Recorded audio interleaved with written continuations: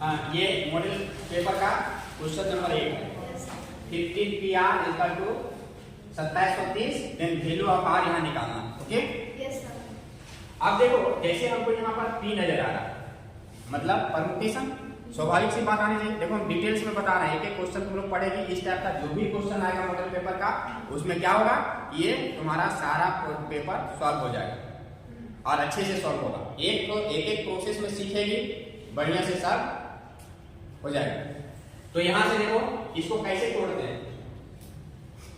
15 को जैसे हम जनरल वे में देखो फॉर्मूला परमुटेशन मतलब क्या, अरेंजमेंट, तो NPR इसका फॉर्मूला क्या होता है, फैक्टोरियल n और factorial n minus r। Okay यहां देखो जब तोड़ेंगे इसको तो फैक्टोरियल 15 और फैक्टोरियल 15 माइनस r लिखेंगे और यहां 2730 है, पता है। अब यहां देखना इसको कैसे सॉल्व होगा। ये 2730 जो है इसको सब यहाँ देखो, ये पहले इस टाइप के क्वेश्चन को सॉल्व करने के लिए हम क्या करेंगे कि ये क्रॉस मल्टीप्लाई करेंगे। यहाँ से ये फैक्टोरियल 15 है, ये 2730 को तुम यहाँ ले आओ और इसको क्रॉस मल्टीप्लाई करके यहाँ भेज दो, फैक्टोरियल 15 और ये r 15 माइनस r।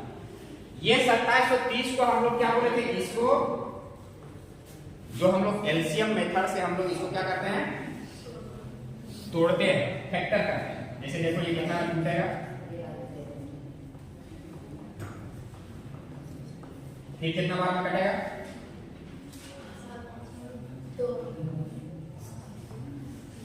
फिर कितना बार में कटेगा, इतना आएगा।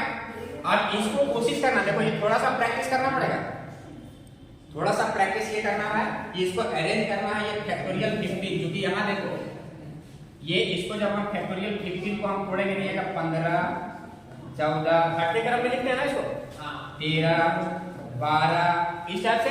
अब यहाँ पर जैसे जैसे नीचे जाएंगे तो यहाँ पर देखना ये 5, ये देखना यहाँ पर तुम्हारा ये 5 या 15 अगर मल्टीपल में रखेंगे, 7 गुना 14 रखेंगे और ये 13 रखेंगे, दिख रहा है, दिमाग यही लगाना। तो ये इसको 13 तक आया है, ये नीचे और बढ़ने की अपेक्षा क्या है, इसको फैक्टोरियल यहाँ लगा दो, मतलब ये 12 के बाद जितना नीचे वाला जाएगा उसको सब आ जाएगा। अब यहाँ पर 2730 का ये फैक्टोरियल लिखो, ये 15 गुने 14 गुने 13, इसको मल्टीप्लाई करने से फिर 2730 आएगा। तो 2730 को हम इतना लिख सकते हैं, है ना। और this is equal to 15 minus r। This implies यहां से देखो ये सब तीनों क्या होगा, कैंसिल आउट हो गया, हट गया ना, ये 12 बचा।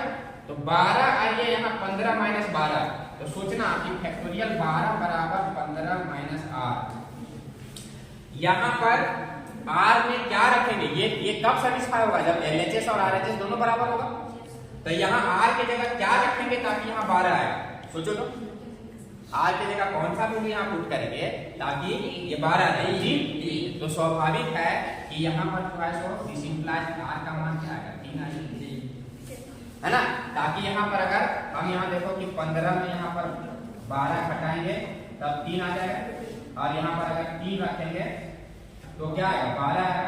तो यहाँ 3 रखने से ही ये LHS को देगा, r के कोई भी दूसरे वैल्यू के लिए ये LHS को सेटिस्फाई नहीं करेगा। इसका मतलब है कि r का वैल्यू 3 आएगा। तो हमको जो ऑप्शन नंबर भी यहाँ पर दिया रहेगा जहाँ पर 3 होगा, जैसे यहाँ पर तुम लोग का ऑप्शन नंबर जो है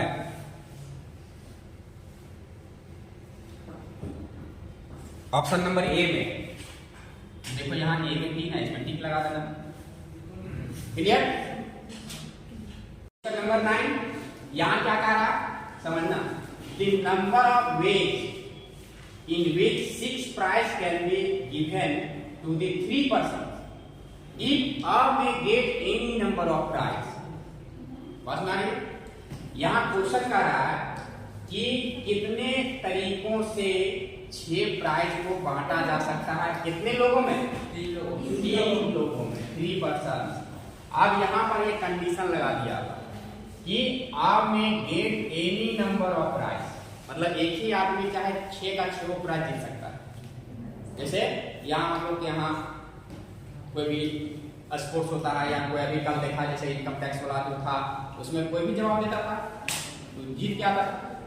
तो तुम इसको अब यहाँ ऑप्शन नंबर ये ए बी सी डी दिया हुआ, इसको क्विक सोच के कैसे मारेगा, परम्यूटेशन कॉम्बिनेशन तो पढ़ा चुके। यहाँ देखना, तो जहां भी इस टाइप का क्वेश्चन तुम लोग को मिले फट से बीएमपी में, इसको देखना 3 पर्सन है।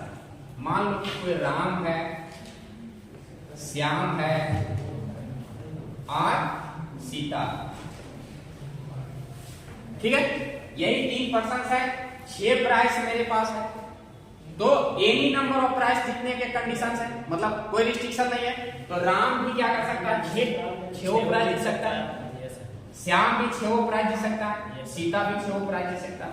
तो टोटल नंबर ऑफ वेज क्या हो जाएगा, टोटल नंबर ऑफ वेज क्या हो जाएगा 6 into 6 into 6, मतलब 6 का पावर 3। देखो 6 का पावर 3 ऑप्शन नंबर बी में सही मार्क देना। ये क्वेश्चन नंबर 10 है ना। देखो ये क्या क्वेश्चन कर रहा है कि in how many ways 5 persons can sit around the circular table। बहुत ही मजेदार क्वेश्चन, ये हमेशा कंपटीशन में भी इस टाइप का क्वेश्चन आता है ना। ये थोड़ा सा परम्यूटेशन कॉम्बिनेशन का ही है, लेकिन थोड़ा सा डिफरेंट टाइप का। एसएससी, बैंकिंग, रेलवे वगैरह में भी ये सब क्वेश्चन आता है, परम्यूटेशन से, कॉम्बिनेशन से। और ये सर्कुलर टेबल, जैसे कोई माला बनाना है ना, तो उसमें फूलों का जो अरेंजमेंट होता है, फिर हम लोग जो मोतियों का जो अरेंजमेंट होता है, सब अलग अलग डिफरेंट टाइप्स का क्वेश्चन आता है। तो सारे क्वेश्चन को तुम लोग अलग अलग टाइप्स के क्वेश्चन को अच्छे से करना। बात में आ रही है? यहाँ देखना, अब यहाँ पर देख रहा तुमको दिखाई दे रहा है ये नंबर ऑफ, ये सर्कुलर टेबल में, ये सर्कुलर कंसेप्ट बता रहे, समझना। सर्कुलर टेबल है, इसी के अराउंड ये जो है मेन मान लो यहाँ पर बैठता है, इस टाइप से आदमी बैठता। तो यहाँ पर देखना, ये बैठने में क्या होता है कि बायां दायां जो है ये आदमी यहाँ बैठेगा, ये आदमी यहाँ बैठेगा, इसमें अरेंजमेंट में कोई फर्क पड़ेगा क्या? नहीं, है ना। तो जब भी यहाँ सर्कुलर टेबल आ जाएगा तो नंबर ऑफ अरेंजमेंट ये जो हो जाएगा in circular table, the number of arrangement जो होता है, अगर n थिंग्स है, if we have n things, अगर n थिंग्स है तो सर्कुलर टेबल में उसका अरेंजमेंट का जो तरीका होगा वो फैक्टोरियल n-1 होगा। ये फॉर्मूला याद रखना। जब भी सर्कुलर टेबल रहेगा, अगर जितना भी यहाँ पर नंबर ऑफ अरेंजमेंट जितना आदमी रहेगा, n की जगह कुछ भी दे सकता है। तो जब भी n की जगह कुछ देगा तो हम उसका वैल्यू क्या पुट कर देंगे, फैक्टोरियल n-1। तो यहाँ पर क्या आ जाएगा इसका आंसर? इसका आंसर कितना आएगा 5 पर्सन का सर्कुलर टेबल में बताओ, फैक्टोरियल 5 - 1 आएगा ना। इसका मतलब फैक्टोरियल 4, मतलब 4 गुने 3 गुने 2 गुने 1, मतलब 4 या 12 गुना 24। देखो ऑप्शन नंबर कितना, डी। इसको मारेंगे ठीक हो जाएगा। ये 11 नंबर क्वेश्चन है। क्वेश्चन नंबर कितना है?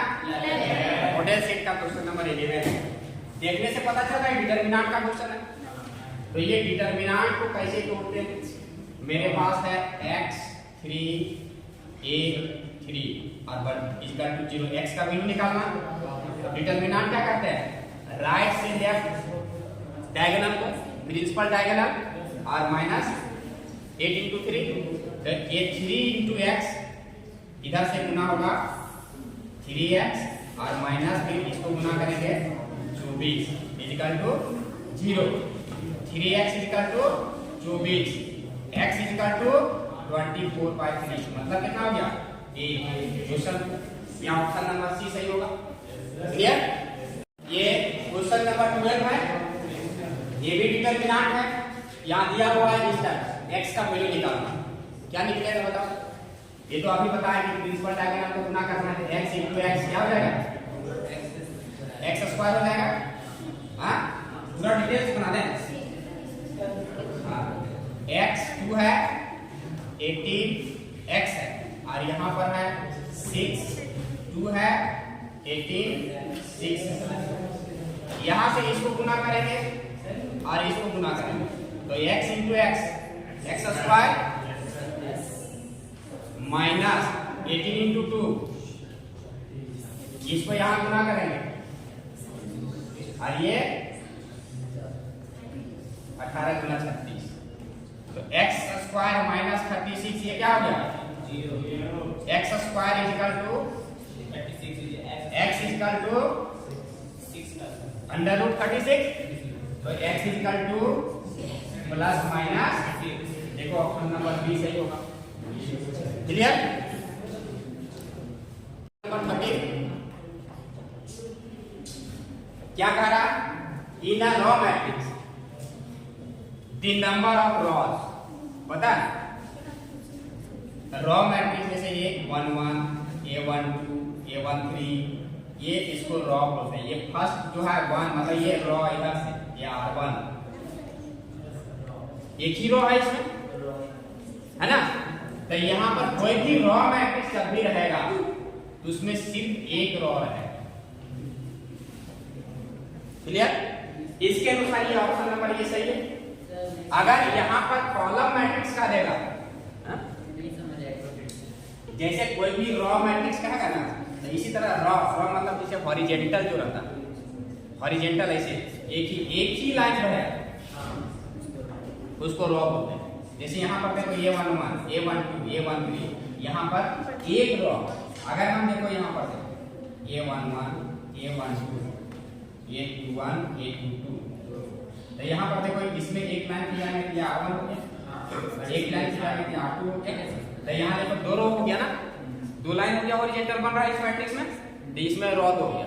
लेकिन रॉ मैट्रिक्स का रहा है तो रॉ मैट्रिक्स में क्या होगा एक ही रॉ होगा, या तो फिर कॉलम मैट्रिक्स कहेगा तो भी वहां पर एक ही कॉलम होगा। कॉलम मैट्रिक्स कैसे होता है? कॉलम मैट्रिक्स कैसे होता है? इस टाइप से रहेगा, इस टाइप। जैसे यहाँ पर a11 a21 a31 यहाँ देखो ये कॉलम रॉ बाय कॉलम, यहाँ पर ये कॉलम इधर से एक ही कॉलम है ना, सब में 1 1 1 मतलब ये C1 एक कॉलम, तो कॉलम मैट्रिक्स में एक कॉलम, रॉ मैट्रिक्स में एक रॉ। कंफर्म? तो कोई भी ऑब्जेक्टिव इस टाइप से आएगा तो सॉल्व कर दोगे। क्वेश्चन नंबर 14, क्वेश्चन नंबर 14 क्या दिया हुआ? a इक्वल टू दिया हुआ 4 1 2 3 then find a square. a square मतलब क्या समझा? a को दो बार मल्टीप्लाई करना, a into a square means a into a। अब ये मैट्रिक्स मल्टीप्लिकेशन तुम लोग को बताया गया क्या? देखो बताया a इंटू a तो मतलब a का मैट्रिक्स देखो 4 1, अब सीख लेना बढ़िया से मल्टीप्लिकेशन मैट्रिक्स, और इसी को फिर से करेंगे 4 1 2 3, बढ़िया से मल्टीप्लिकेशन सीख लेना जो नहीं सीखा। इसको क्या मल्टीप्लाई करते हैं? Raw by column. ये सारा रॉ को इस कॉलम से मल्टीप्लाई करेंगे, फिर इसी रॉ को इस कॉलम से करेंगे, इसको फिर इसी से करेंगे, है ना? फिर इसको किससे करेंगे? इससे करेंगे। ऐसा कैसे होता है देखना, इसको इस रॉ को इस कॉलम से करेंगे, ये 4 गुने 4, फिर यहां जोड़ेंगे प्लस इस रॉ को इस कॉलम से, है ना? ये 4 गुने 4 हो गया, पहले इससे कर लेंगे 4 गुने 4, फिर ये 1 बच गया 1 इंटू 2, ये काम कंप्लीट हुआ। अब इसी रो को फिर ये सेकंड कॉलम से, तो यहां से फिर यहां लिखेंगे 4 इंटू 1 प्लस 1 इंटू 3, ये काम कंप्लीट। अब इसको फिर ये सेकंड रो को first column, 2 into 4 plus 3 into 2, ये काम कंप्लीट। फिर ये सेकंड रो को सेकंड कॉलम से, 2 के सामने 1 आएगा, 2 इंटू 1 प्लस 3 इंटू, क्लियर? इसका ऑर्डर अगर मैट्रिक्स का देखा जाए तो 2 बाय 2 का ऑर्डर में पूछता है ऑब्जेक्टिव में, तो यहाँ जितना रो है और जितना कॉलम है यही ऑर्डर कहलाता है। ये क्या कहलाता है? ऑर्डर। तो एग्जाम में कभी कभी ऑर्डर निकालने भी दे देता है। मैट्रिक्स लिख देगा क्या कर फाइंड द ऑर्डर, तो यहाँ वाला ऑर्डर जितना row by column, row by column यही देखना। तो यहाँ से इसको आप कैलकुलेट कर लेंगे हम लोग। 4 चौक 16 तो 18, 4 और 3 7, 4 दूना 8 और यहाँ 8 3 दूना 6, 8 6 14 और यहाँ 2 और 9 11। ये देखो 2 by 2 का मैट्रिक्स बन गया। तो दिस इज क्या निकल गया? ये a स्क्वायर निकला। कोई परेशानी? क्लियर मतलब? क्वेश्चन नंबर 15 है, ठीक है। यहाँ एक मैट्रिक्स A दिया हुआ है, एक मैट्रिक्स B दिया हुआ है, A माइनस B निकालना। इसको कैसे सॉल्व करते हैं? A माइनस B में A के जो फर्स्ट रो फर्स्ट कॉलम में जो एलिमेंट है उसको घटाएंगे B के फर्स्ट रो और फर्स्ट कॉलम के एलिमेंट। याद ध्यान दोगे, ठीक है। तो 2 माइनस B में क्या है? -1। फिर यहाँ पर है 3 माइनस -3, यहाँ 4 माइनस -4, साइन में गलती मत करना। यहाँ 5 माइनस -5। ये देखो मैट्रिक्स बन गया। So this is equal to, ये आ जाएगा माइनस माइनस प्लस हो जाएगा। तो 2 और 1 कितना हो जाएगा? यहाँ पर प्लस, तो 3 और 3 ये 8 और ये माइनस प्लस 5 10। तो ये मैट्रिक्स बन गया 2 by 2 आंसर। तो ये जहां भी ऑप्शन में ये मिलेगा तो ठीक लगा। क्लियर?